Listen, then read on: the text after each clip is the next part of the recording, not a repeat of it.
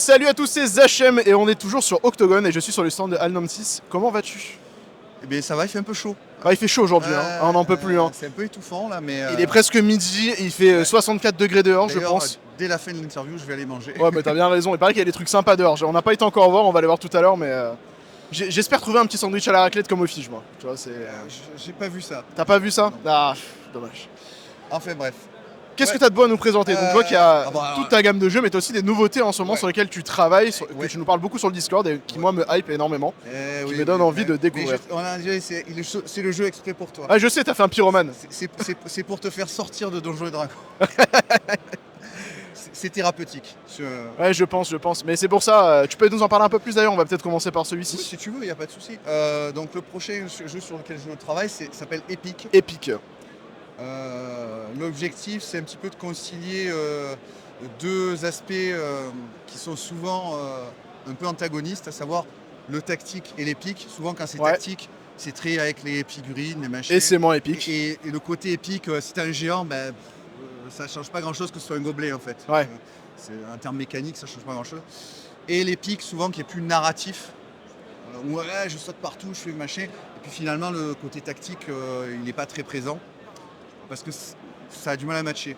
Forcément, parce que le côté tactique va faire que tu vas avoir des mécaniques pour rendre le jeu intéressant, mais du coup, tu peux forcément enlever de la narration. Voilà. Ça va Donc, sortir. L'idée, c'est de faire les deux en même temps et que ça marche. Ouais. Ça, c'est mon challenge. Alors, j'aime bien me donner des challenges. Je suis un peu masochiste. Et du coup, je pense avoir trouvé. Donc, je suis content.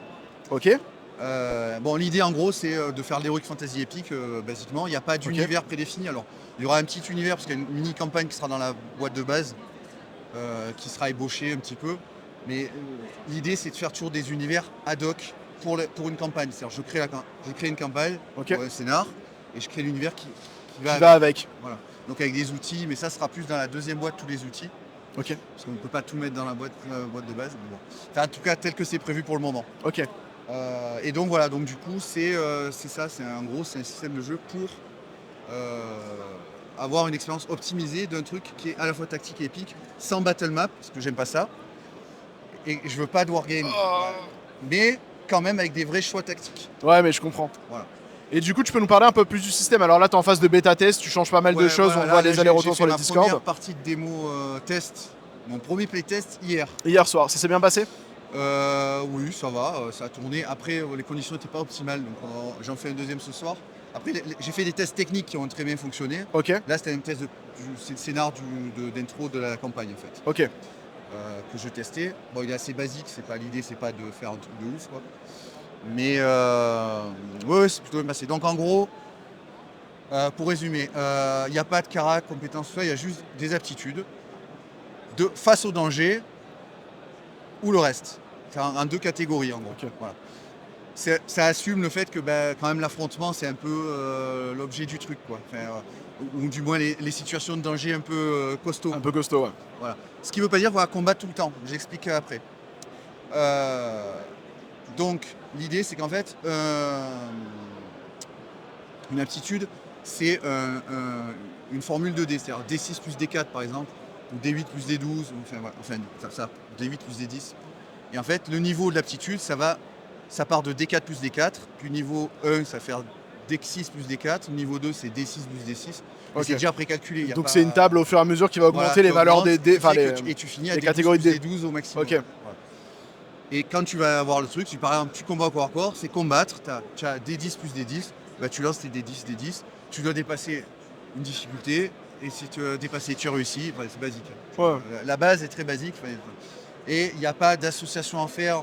En direct, c'est telle situation, tu as 7 aptitudes de face au danger. Je me déplace, se déplacer, je fais ça, c'est ça. Il n'y a pas à réfléchir. Voilà. Ça évite de se prendre la tête avec attends, est-ce que c'est tel carac avec tel comp, machin. T'as gardé que l'essentiel en fait de ce qu'il y a besoin pour aller directement au but. C'est un peu comme Fabula Ultima, ce genre de truc, où on fait un combo de carac, sauf que là les combos sont préfaits. En fait. Ils sont préfaits par défaut avec les valeurs des dés. Exactement. Donc ça c'est la base, et après du coup tout fonctionne là-dessus. Et alors la spécificité, on va dire, parce que là on va parler plus de la spécificité du truc. qui fait. En fait, l'idée, c'est que quand on est dans un péril, ce qu'on appelle, c'est une scène de danger, une vraie scène de danger, quoi, pas la bagarre de bar. Hein. Là, on va faire un combat au sens avec des phases, voilà. Alors c'est toujours des phases d'action simultanée. Il n'y a pas d'initiative, de machin. Tout ça, on joue tous ensemble, tous en même temps. En fait, comme n'importe quelle action. Quand on est dans une situation quand normale, on se bat, l'autre il attend pas de prendre un coup pour répondre, quoi. Imagine, tu te dis bon bah il y a un truc à sauter, vous faites quoi? Ouais. Toi tu fais ça, toi tu fais ça, tu fais ça. Ok, on résout, tout se fait en même temps. Bah oui. On va pas dire d'abord moi je saute, toi on s'en fout. Bah non. Voilà. Ou moi d'abord je discute, tout se fait en même temps. Bah il n'y a pas de raison quand le combat soit différent. En fait. Et donc ça va être des suites. Évidemment, on va séquencer parce que ça permet d'avoir des phases avec.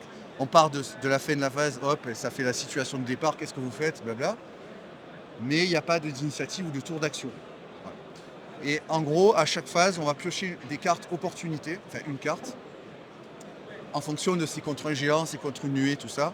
Et ces cartes vont donner des opportunités, genre, ah ben tiens, j'ai trouvé, il y a un endroit où je peux me planquer si jamais. Ah là j'ai une occasion pour lui grimper dessus. Ouais, pour sauter, pour. Et du coup, tu vas avoir 3 max en main et du coup ça. Tu vois, des fois tu vas devoir gagner du temps pour avoir des opportunités intéressantes. Ce qu'on ne retrouve pas dans l'immense majorité des jeux, à ma connaissance, où c'est gagner du temps, c'est jamais. Sauf si le MJ a prévu un truc particulier. C'est ça, ou sauf si en tant que joueur, tu as un sort qui va te faire gagner du temps. Exactement. Pour t'occuper d'une autre. Exactement. Mais sinon. D'une autre menace, quoi. La mécanique, quand même, gère pas, c'est pas avantageux d'attendre ou de gagner du temps ou de se barrer derrière en attendant d'avoir une bonne opportunité. Voilà. Donc, et ça, en gros, l'idée, c'est de vraiment simuler quand on regarde un film d'action avec des grosses bêtes, par exemple, je sais pas, Clash of the Titan, qui est pas un bon film, mais qui a de bonnes scènes d'action. Moi, je pense à Shadow of the Colossus, tu vois, quand j'ai vu parler de ton jeu en termes de jeux vidéo. Où tu lui grimpes dessus, tout ça. Exactement. Mais qu'est-ce qui se passe dans une scène comme ça où le héros il se fait poursuivre, il va pas se mettre en face et se dire je le tape. Non, il va se faire poutrer. Bah oui. Voilà. Donc, qu'est-ce qu'il fait? Il court, il esquive, il se planque jusqu'à ce qu'il ait une occasion. De genre je lui grimpe dessus pour. Ouais. Et ça, c'est ce que permet de simuler le système en fait. Ok. Voilà. Donc après aussi ton jeu, moi ce qui m'a tapé dans l'œil c'est l'ADA. Ouais. Qui m'a fait très penser à Slay the Spire, parce qu'on était dans une vibe Slay the Spire au moment où on a vu les visuels. Est-ce que tu en as là aujourd'hui sur le stand ou, Non, j'en ai pas. Ouais, bon, ils sont sur le Discord, si vous voulez aller voir, il y a une section dédiée où à chaque fois tu nous partages justement les avancées, les dessins. Et je trouve ça très très cool, je trouve qu'il y a une patte graphique vraiment particulière qui donne envie de découvrir vraiment le jeu en plus, qui accompagne bien Epic en fait, ce que tu es en train de proposer comme expérience. C'est raccord avec l'ambiance des essais. Ouais. Après j'ai beaucoup, j'ai beaucoup étudié les splash art en fait, de style League of Legends, tout ça.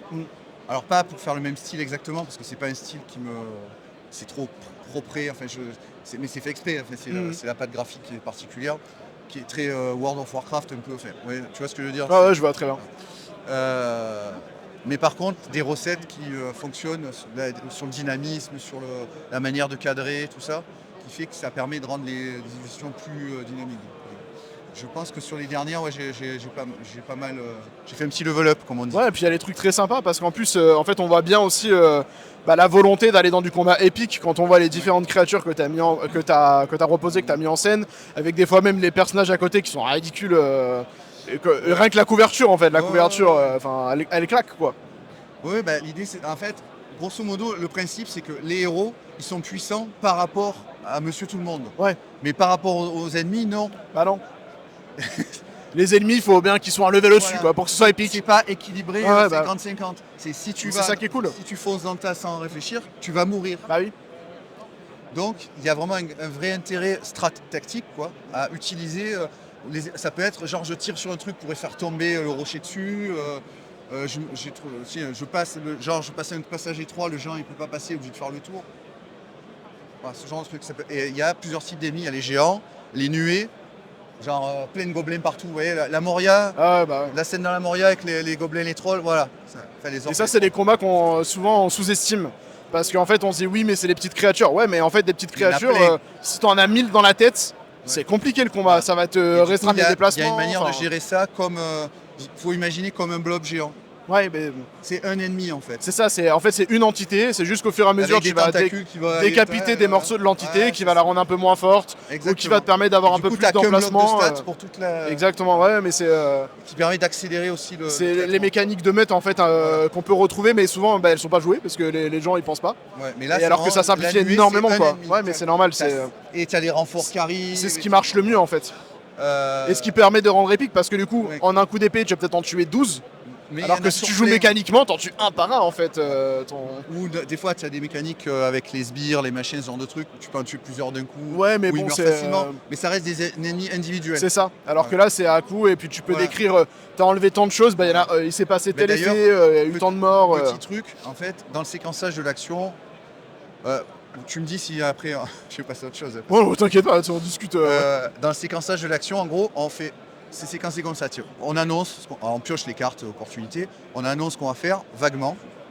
On fait la résolution technique de tout le monde, pas chacun tel. Et ensuite, chacun raconte comment ça s'est passé. Ouais, donc t'es obligé d'avoir la description liée à l'action. Moi, c'est quelque chose que j'impose toujours à mes tables. Toute la narration se fait au même moment. Ouais. Pas je fais la résolution technique, je raconte. Je fais la résolution technique, je raconte. Oui, ce qui fait que ça hache le truc. Et ça te fait toute l'histoire complète de tout, toute la scène qui se passe. Et en plus, le MJ n'a pas à se rappeler de tout, parce que c'est les joueurs qui vont raconter. Alors, le MJ peut des fois rajouter un petit détail, machin. Forcément, rapport aux résolutions qu'il y a eu. Voilà, mais c'est le joueur qui raconte. Donc ça fait de la narration aussi partagée, qui permet facilement d'ouvrir à tout le monde à la table, de contribuer au scénario et à ce qui se passe. Et ça, c'est top. Voilà. Est-ce que tu veux nous parler un petit peu de tes autres jeux? Alors là, j'ai du Space Horror Stories avec son extension. Alors lui, il est quasi en rupture de stock.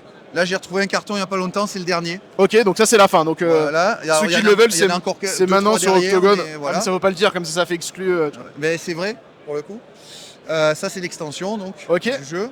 Et après, ça j'en ai. Et ça, un jour de plus. Mon petit dernier, un jour de plus. Vous aviez fait un actual play, si je dis pas de bêtises. C'est ça, avec Mike. Avec Mike et David.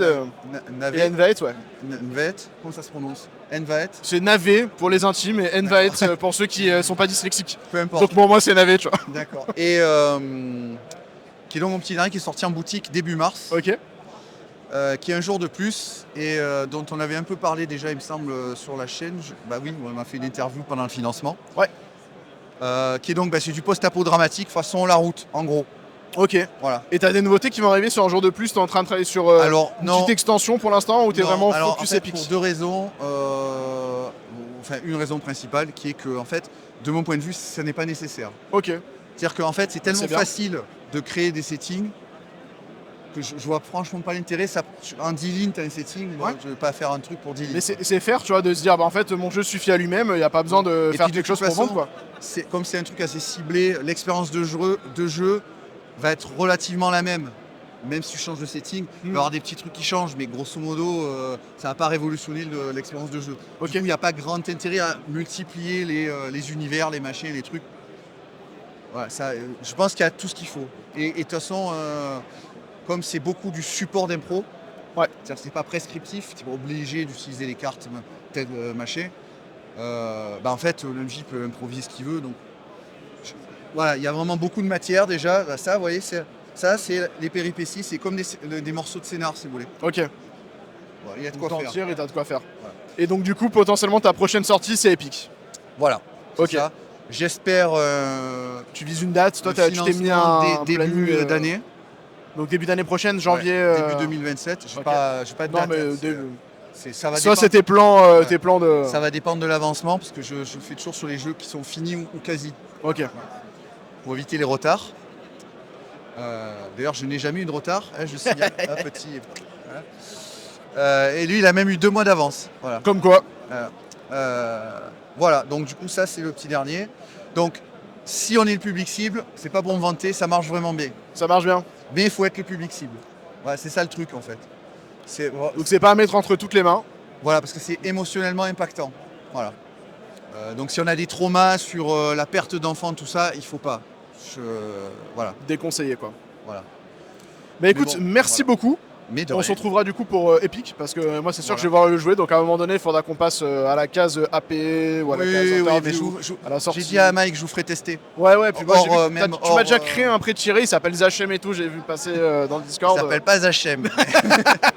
Mais forcément j'ai pensé à toi. Ouais, mais j'ai vu passer, j'ai dit celui-là faudra que je le teste, il a l'air vraiment cool. Manipulateur de feu, bon. Bah ouais. Forcément. Qui en plus a incendié son village natal sans faire exprès. Avec une bougie peut-être, tu vois. Mais en tout cas, ça a l'air très cool. Moi qui aime beaucoup les jeux à système, c'est ça qui m'attire et j'ai vraiment envie de le tester.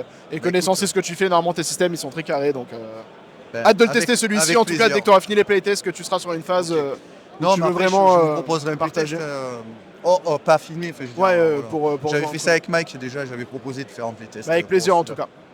Ça va. Écoute, merci beaucoup. On te souhaite un très bon octogone. Merci. Et puis sur ce, sur la chaîne, on se retrouve très prochainement. Ciao tout le monde. Ciao. Alors on est toujours sur le rayon alternatif et cette fois-ci on va parler de tes jeux, Guillaume, puisque tu as une nouveauté. Exactement, qui est toute fraîche. Est-ce que tu peux nous en parler? Parce que je crois que c'est la première fois qu'il est en physique quelque part. Il est sorti il y a 15 jours. C'est ça. Donc il est tout neuf. Il s'appelle The Attack of the Autruche Synthétique. Ah, il faut le dire avec l'accent du coup? Bah ouais, tu le dis comme tu veux. Ah, moi je peux The Attack of the... The Attack of the Autruche Synthétique. Donc l'attaque des autruches synthétiques, en français, c'est quoi ce truc?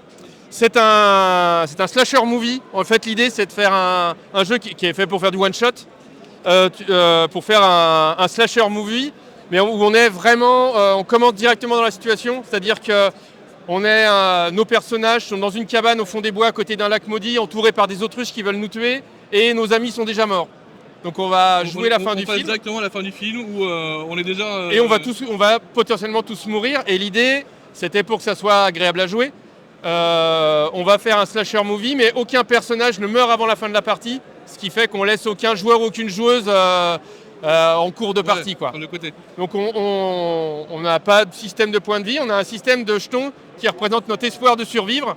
Et au fur et à mesure de la partie, on va sauver ces jetons ou les mettre dans un sac pour savoir qui va crever à la fin. Du coup, à la fin, on va tirer dans ce sac qui va mourir. À la fin, on fait le... Ok. Et comme on est dans un slasher movie, le but, c'est pas qu'il y ait un seul mort, on va tirer autant de jetons que de joueurs.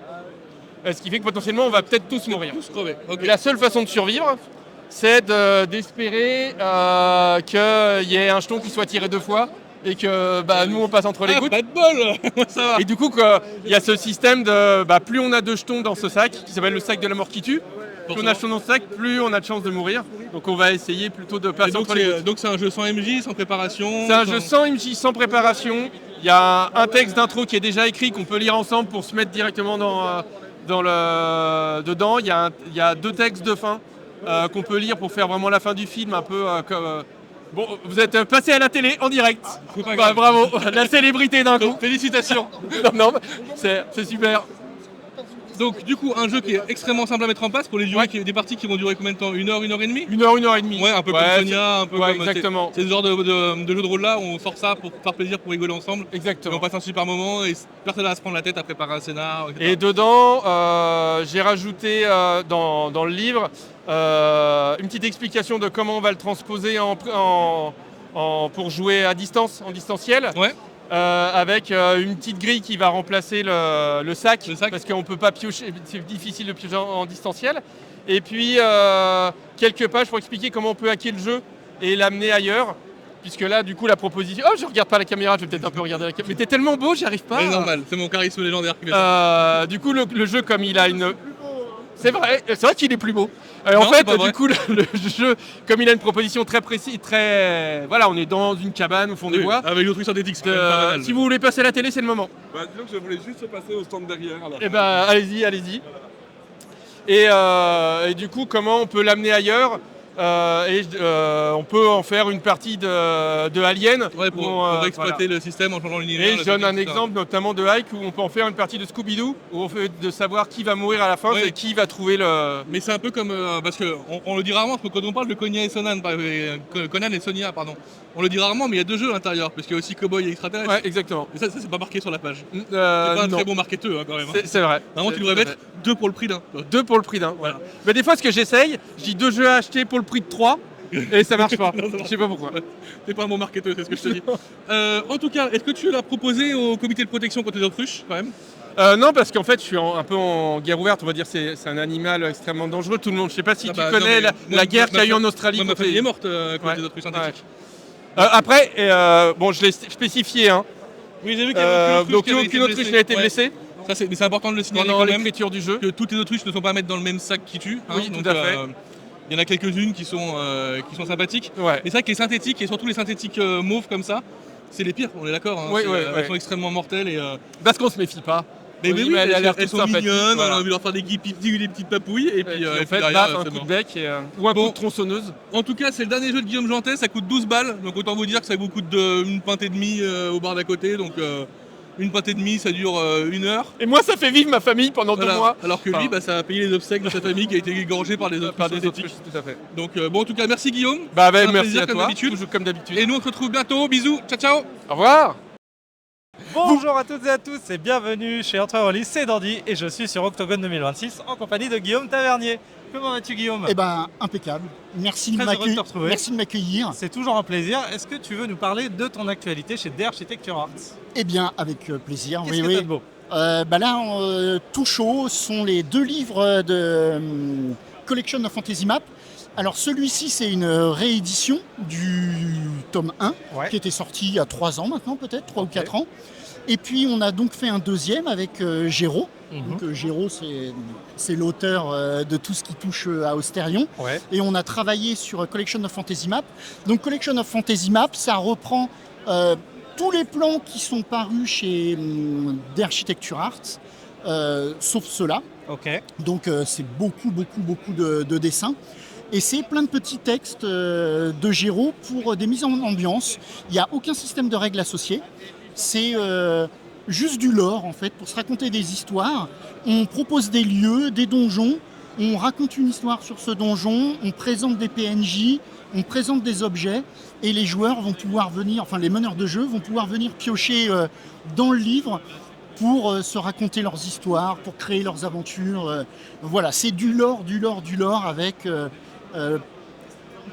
plein d'illustrations, c'est assez richement illustré quand même. Donc du lore et des décors pour servir d'outils d'inspiration et d'imagination pour tous les MJ qui veulent enrichir un petit peu leurs aventures avec leurs joueurs. Ouais, ton résumé est parfait. Voilà. C'est parfait. C'est comme si j'avais travaillé dessus. Ouais, Ah oui, tu connais un peu. Donc là, le numéro 1, la deuxième édition qui vient de sortir. Je crois qu'il y a un petit goodie spécial qu'il faut vous montrer parce que c'est ce qu'on appelle une carte géante, une vraie. Exactement. En fait, en même temps que le financement participatif, on avait proposé plein de choses. Donc, parler, je vais la montrer. Donc, on propose plein de donjons. Je crois qu'il y a 8 donjons. Et c'est des donjons présentés à la One Page Dungeon. Alors, ça, c'est un donjon géant on s'est dit, c'est sympa de faire un grand poster de donjon. En fait, les joueurs adorent plonger là-dedans et se raconter leurs histoires. Et donc, à l'intérieur, on propose une petite fiche qui raconte une histoire. Et donc, vous aurez une histoire clé en main dans le package, là. Et c'est sans système de règles. Vous adaptez à votre goût. Et ça, c'est les plans de type One Page Dungeon. Donc, on propose un plan. Et ici, au verso, on propose le même plan et dans lequel on va raconter l'utilité du lieu, ses secrets, quel PNJ vit dedans.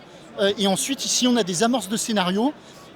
Aucun système de règles, on le prend et puis on l'adapte au jeu qu'on souhaite. C'est top. Tu donnes un support visuel plus un support thématique par du texte. Exactement. Là, il y a s'immerger. C'est ça. Il y a plusieurs auteurs. Il y a Géraud, Alexis, Tom Le Guarguer, Christophe Valla. Enfin voilà, que des gens qui ont l'habitude d'écrire des jeux de rôle. Qui gravitent dans cet univers. Exactement. Et écoute, c'est hyper cool. Collection of Fantasy Map, un outil pour vous accompagner dans toutes vos parties de jeux de rôle avec le style unique et inimitable de Guillaume Tavernier, que l'on retrouve également dans ce que l'on va voir juste à côté, qui s'appelle la gamme Aventure et Chapitre. Est-ce que tu peux nous dire un petit peu plus sur Aventure et Chapitre, même si j'en ai déjà parlé il y a quelques temps à Octogone dernier. Aventure et Chapitre, c'est la gamme, c'est la gamme qu'on développe le plus chez The Architecture Arts. En fait, c'est des coffrets jeux de type livre dont vous êtes le héros. On est à la frontière entre le livre dont vous êtes le héros et le jeu de plateau, parce que ce sont des livres dont vous êtes le héros qui se jouent avec beaucoup de matériel, des cartes, des plateaux. On en a 5 qui se jouent en solo. Et on en a un qui se joue à 2. L'asile, exactement. L'asile se joue à 2, strictement à 2, où les joueurs au début vont partager la narration, ils vont partager la lecture du livre. Et il y a un moment dans l'histoire, les joueurs vont se retrouver séparés. Et dès le moment où ils sont séparés, chaque joueur doit arrêter. On n'a plus le droit de se parler. On prend un livre. Et le but du jeu, ça va être de se retrouver et de sortir vivant dans le lieu dans lequel on est rentré. Hyper sympa comme concept. Et hyper novateur pour du livre dont vous êtes le héros. Ouais, complètement. C'est très moderne. Donc c'est écrit par Emmanuel Quérault. Emmanuel Quérault qui est auteur de livres dont vous êtes le héros chez Alconost, Macaca, Il a écrit Cyclades, il a écrit Captive, enfin voilà, c'est un auteur rodé du livre Vous êtes le héros, voilà.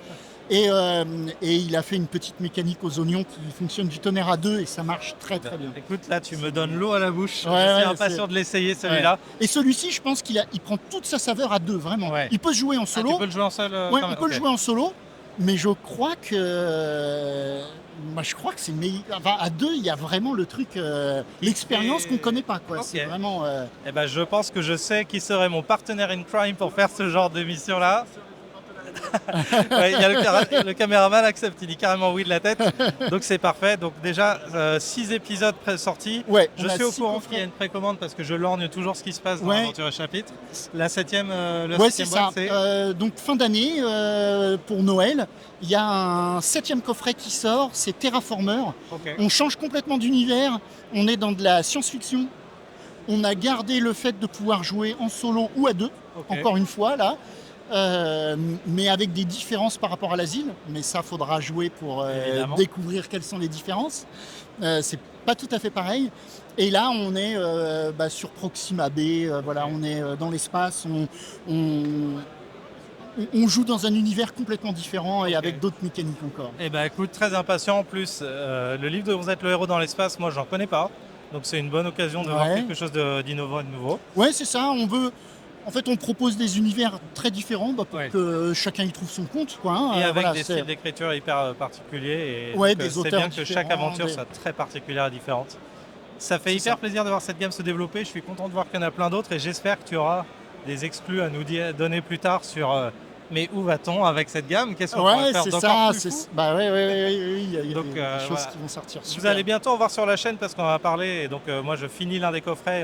L'asile, je peux vous garantir qu'avec Zachem, c'est quelque chose qu'on va faire sur la chaîne. Voilà. Est-ce que tu as un petit mot de la fin pour clore cette interview ? Eh bien, non, merci. Merci à toi. Merci pour l'interview et à la prochaine fois, au prochain festival. Et au prochain festival, ça marche Guillaume. Merci à toutes et à tous de nous avoir suivis. C'était un plaisir de vous avoir sur EntreHeuroList. Si vous aimez ce qu'on fait, n'hésitez pas à liker, à vous abonner, à nous soutenir. Rejoignez Discord où l'actualité est foisonnante et immédiate. Et sur ce, je vous dis à très bientôt tout le monde. Salut à tous, c'est Mike, on est toujours sur Octogone. Je suis de nouveau sur le stand de Descends Face et je suis avec Pierre Saliva. Comment vas-tu ? Salut Mike, ça va très bien et toi ? On s'est déjà vu, nous, personnellement, quelques fois. On s'est déjà vu en interview sur la chaîne quelques fois où on a parlé de ce bébé là, de la collection Max Brown, qui est sorti du coup maintenant il y a combien de temps ? 1 an et demi ?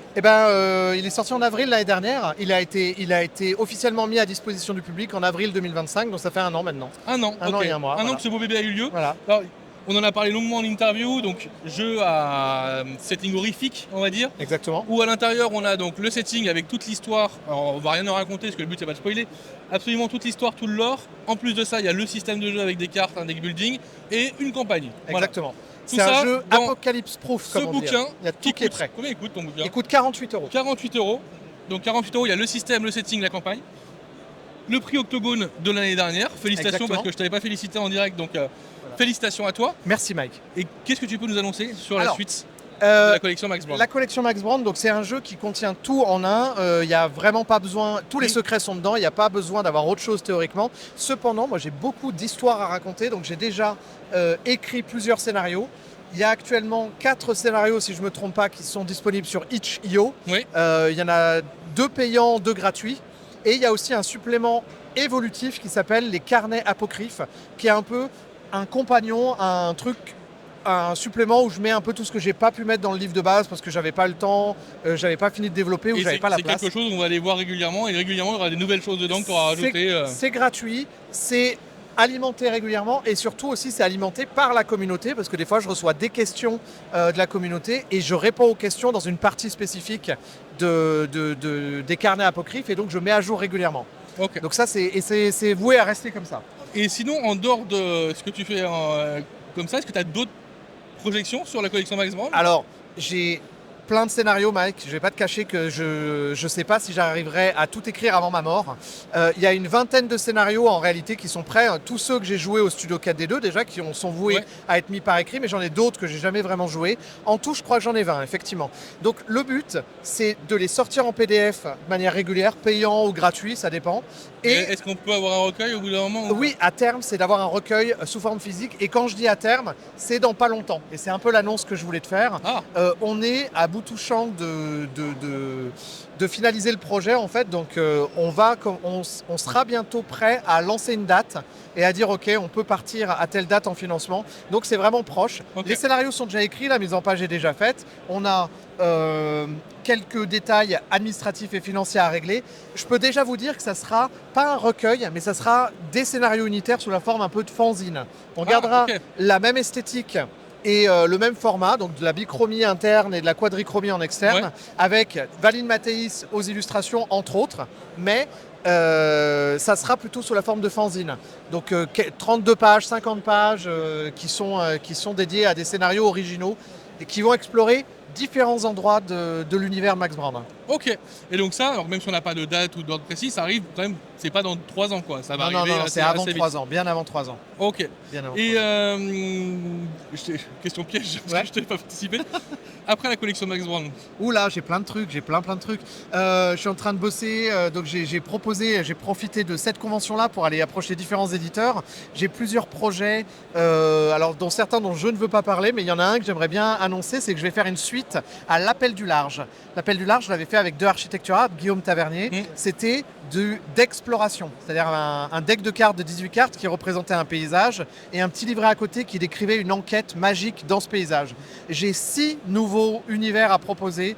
Alors, je fais un peu comme dans le clip de Fatal Bouska. J'ai 6 nouveaux d'exploration à proposer, donc dans des univers différents, avec des petites règles différentes. Ça sera toujours du Medfan. Et le point commun de la série, ça sera 18 cartes qui représentent un paysage et des mini-règles et une enquête, ou en tout cas une aventure dans ce paysage-là.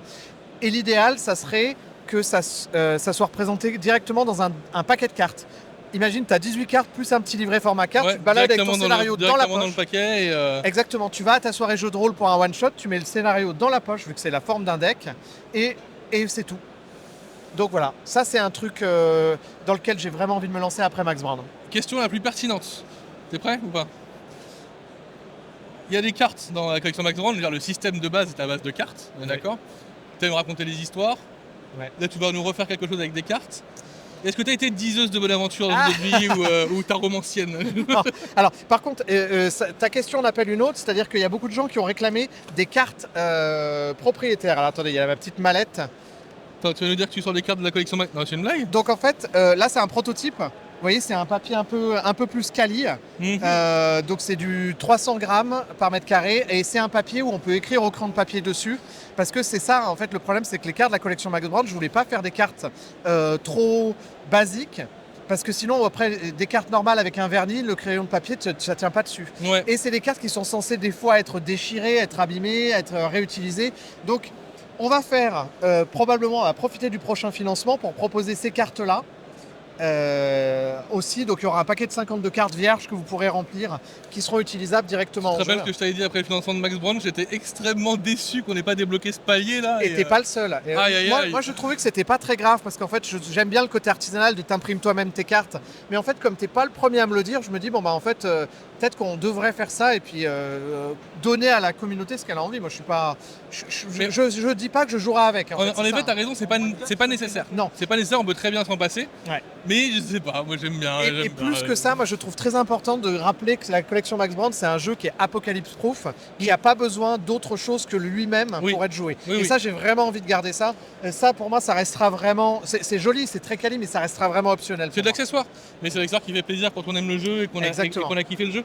Et comme tu disais, oui, la collection Max Brand, rappelons-le, parce que c'est important, je trouve quand même, aujourd'hui.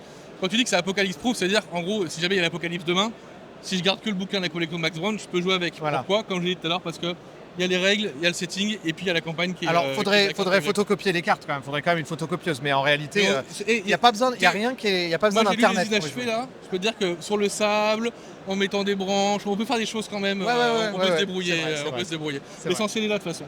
Bon, en tout cas, merci à toi. Merci à toi, Mike. Merci à toute l'équipe d'Entre-Rollistes. Au début, on voulait faire un short pour te féliciter. Tu m'as dit, attends, j'ai peut-être quelques trucs sur la collection Max Brown. Bon, bah, je suis agréablement surpris. Tu vois, un peu, il y a beaucoup quand même à dire. Comme quoi. Nous, on se fait des gros bisous. On se dit à bientôt. Au revoir. Et puis nous, on se fait des gros bisous. À bientôt, Mike. Ciao, ciao. Et salut à tous, c'est Zachem et on est en direct d'Octogone et je suis avec Tolcraft. Salut Tolcraft, Salut. Comment vas-tu? Bah très bien et toi? Très bien, très bien. Je viens de voir qu'il y a Licorne Abondance, mais d'abord on va parler d'autre chose, on va parler de ton nouveau projet qui est juste là. Est-ce que tu peux nous en parler un petit peu, nous le pitcher? Ouais, bien sûr. Ce projet, c'est Dernière Volonté. Ce sera en financement participatif sur Game on Tabletop vers septembre. Le PDF sera accessible directement parce que le jeu est déjà écrit, déjà illustré. C'est l'autrice qui illustre en plus, donc ça aura une belle cohérence. Et puis la livraison du livre papier se fera dans la foulée, sans doute 2 mois plus tard, donc avant la fin de l'année. Ah oui, donc ça va être rapide, c'est financement, livraison dans la foulée. Ouais, Okay. Là j'ai l'occasion de faire comme ça, donc on va procéder comme ça. C'est top ça. Le faire très rapidement. Alors de quoi ça parle? De quoi ça parle? On y joue dans Dernière Volonté des fantômes qui vont s'incarner pour une nuit seulement dans le corps d'un hôte volontaire. Ok. Afin de pouvoir avoir l'opportunité d'accomplir leur dernière volonté, ce qu'ils n'ont pas pu faire avant de mourir. Ça peut être un souhait de vengeance, d'apaisement, d'amour, une déclaration à quelqu'un ou consoler sa vieille mère. Chaque joueur va pouvoir choisir. L'hôte qui accueille les fantômes dans son corps, il le fait sciemment en échange du fait que les fantômes vont pouvoir accomplir un de ses souhaits, un de ses vœux, quelque chose qu'il n'ose pas faire lui-même. Ok. Le truc, c'est qu'on est tous les fantômes dans un seul corps. Et donc forcément, il va falloir coopérer et s'arranger pour agir normalement et se concerter pour accomplir ses objectifs.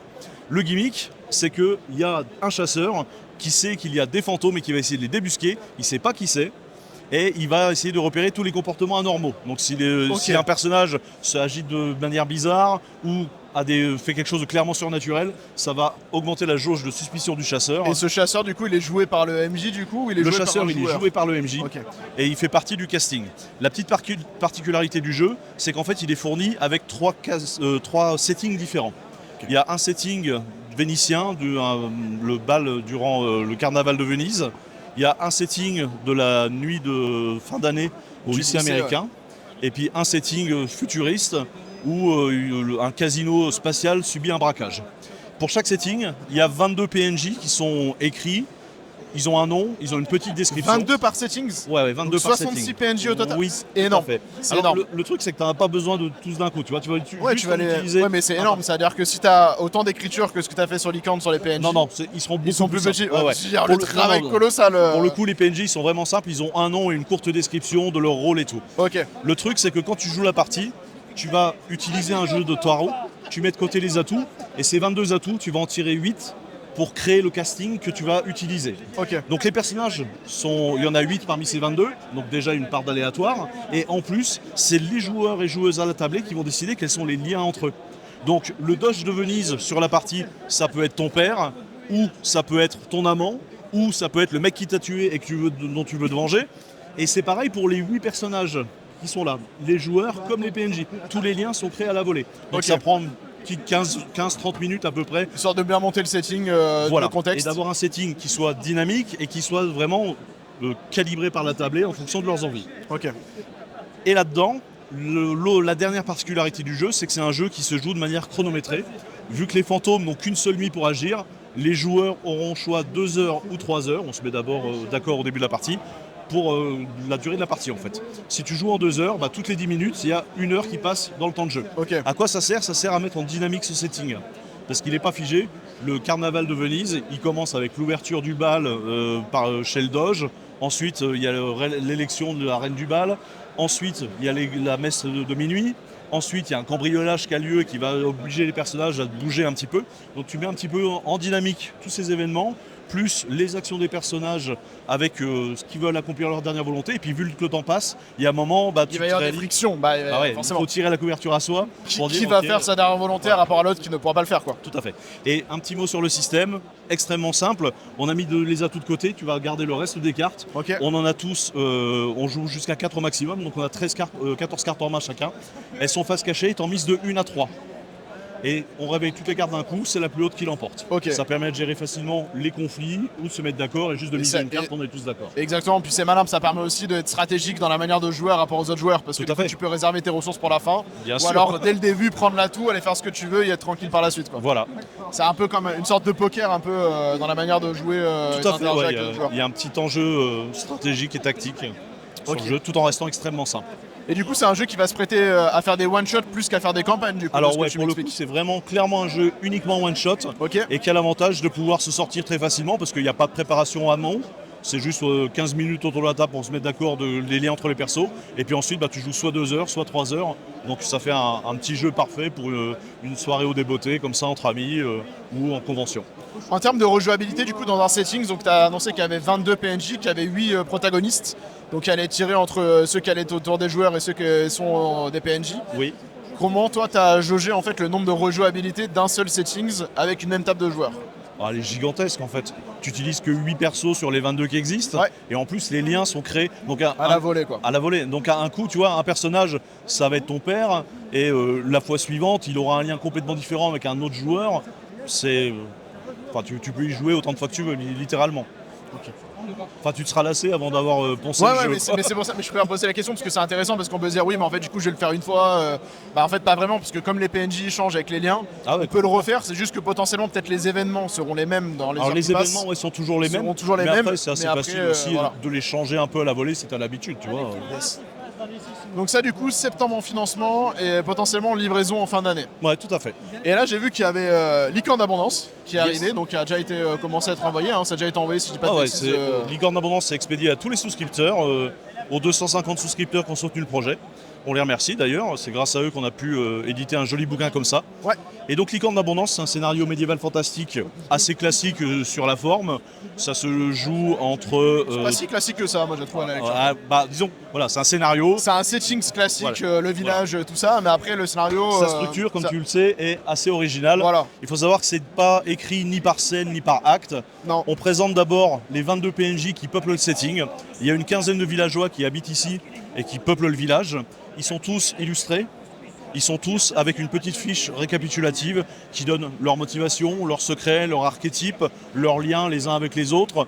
Et puis voilà. Et en plus des villageois, il y a aussi d'autres curieux qui, comme tes joueurs, ont été attirés ici par cette rumeur de licorne et qui viennent, comme tes joueurs, au choix pour la capturer, la voir, la protéger, lui demander de guérir quelqu'un, d'exaucer un souhait, ou pourquoi pas la dépecer et manger de la licorne. C'est exactement, possible aussi. Ça reste une créature rare et certains la recherchent potentiellement. Voilà, tout à fait.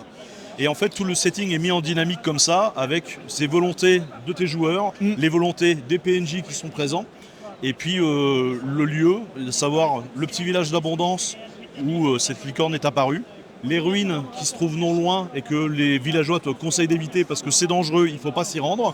Je pense bien qu'immédiatement les joueurs font « Ah !» Ils vont y aller de suite. Voilà. Et d'ailleurs ce que j'ai trouvé malin c'est qu'à chaque fois tu as fait des sortes de tables en fait aléatoires de qu'est-ce qui se passe quand tu arrives dans les lieux. Et à rapport au jet que tu vas faire, en fait il y a les événements qui vont plus se passer ou qui peuvent se repasser.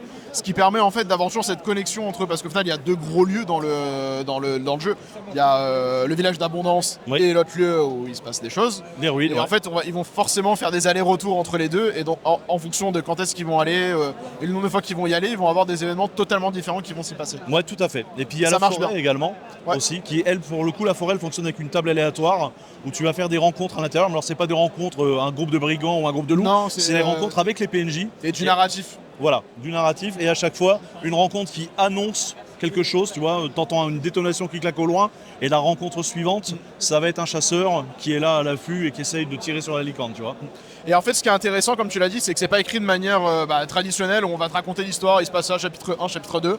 En fait, c'est vraiment la vision des PNJ et c'est par les PNJ que l'histoire est portée en fait. Et c'est si on prend le temps de comprendre la vie, les interactions entre les personnages, c'est là où on aura le dénouement total en fait de ce qui s'est passé dans cette région-là et dans ce village d'Abondance. Ouais, clairement. Et ça, c'est vachement intéressant et ça change de ce qu'on a l'habitude de voir sur.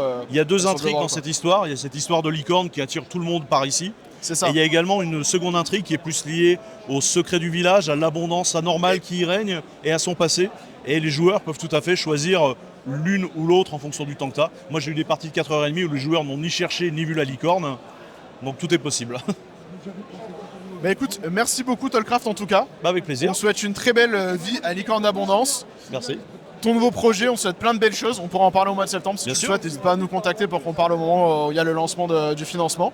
Avec Et plaisir. puis on ouais. souhaite un très beau octogone. Alors on voit pas, il y a Gogots qui est là, qui est en train de travailler comme un gobelin depuis tout à l'heure, qui fait énormément de dédicaces, il fait des choses très sympas. Il fait des Et on a vu marque-pages aussi et tout. Kaetor, alors je sais pas où il est passé, il était derrière nous tout à l'heure. Il est parti. Qui a aussi travaillé sur Licorne d'Abondance avec toi en tant Tout à qu'auteur. fait, ouais.